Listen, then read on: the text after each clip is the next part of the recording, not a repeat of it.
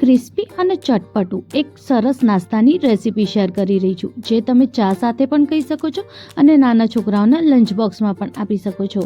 1.5 વાટકી જેટલું આપણે સોજી લેવાની, એને આપણે ક્રશ કરવાનું, એકદમ આપણે એનું પાવડર થાય ત્યાં સુધી આપણે એને ક્રશ કરવાનું। હવે એક તાસમાં લઈ લેવાનું, સ્વાદ મુજબ મીઠું અને 2 ચમચી જેટલું તેલ એડ કરવાનું। તેલ એડ કર્યા પછી સરસ રીતે આપણે જેમ મોયણ આપીએ છીએ એવી રીતે આપણે મસળી લેવાનું।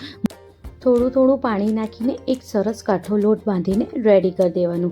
જ્યારે કાઠો લોટ બંધ થઈ જાય તો 10 મિનિટ માટે સાઈડમાં સેટ કરવા મૂકી દેવાનું। હવે એક ચટપટો મસાલો બનાવવાનો। એના માટે મેં અહીંયા 1 પેકેટ જેટલું જે મેગી મસાલો આવે છે એ લીધું છે, 1 ચમચી જેટલું લાલ મિર્ચ પાવડર અને 1 ચમચી જેટલું ચાટ મસાલો, ત્રણેયને સરસ રીતે ભેગું કરીને મિક્સ કરી દેવાનું।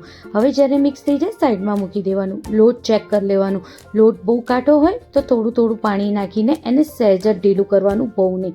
લોટ કાઠો જોવો જોઈએ, બહુ ઢીલો ના હોવો જોઈએ। હવે 1-2 ભાગ કરી દેવાના। એક ભાગને આપણે લઈ લેવાનું અને એક ભાગને ઢાંકીને સાઈડમાં મૂકવાનું, જેથી એ સુકાય નહીં। હવે એનું એક પતલી રોટલી વણવાની, સહેજ અટામણ નાખતા જવાનું અને રોટલી વણતા જવાની।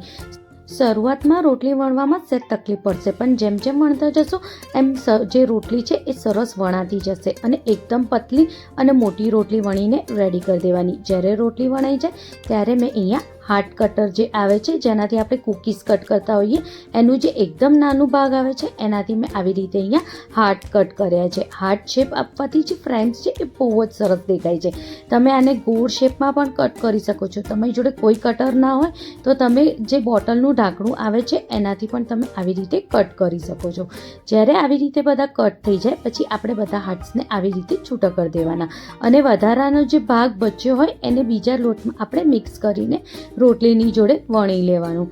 બસ આવી જ રીતે બધા હાર્ટ્સને જ્યારે આપણે રેડી કરી દઈએ ત્યારે આપણે ગેસ ઉપર ગરમ કરવા તેલ મૂકી દેવાનું। તેમ આપણે મીડિયમ આંચે જ ગરમ કરવાનું। મીડિયમ આંચ ઉપર જ્યારે તેલ સરસ ગરમ થઈ જાય અને સહેજ ધુઆ નીકળે ત્યારે જ આપણે એક ફ્રેમ્સ કરીને તળવાનું। હામટા બહુ બધા નહીં નાખવાના, એક કરીને નાખશો તો એકદમ સરસ ફ્રેમ્સ ફૂલીને રેડી થશે, કંઈક આવી રીતે। જ્યારે ફ્રેમ્સ તળવા મૂકીએ ત્યારે ગેસની ફ્લેમ ધીમી કરી દેવાની અને ધીમા આંચે એને સહેજ ગુલાબી થાય ત્યાં સુધી તળવાનું। બહુ હાઈ ફ્લેમ ઉપર તળશો તો કાચા રહી જશે અને થોડીક વાર રહીને પોચા થઈ જશે। ધીમા તાપે તળશો તો એકદમ ક્રિસ્પી અને એકદમ કરકરા રહેશે।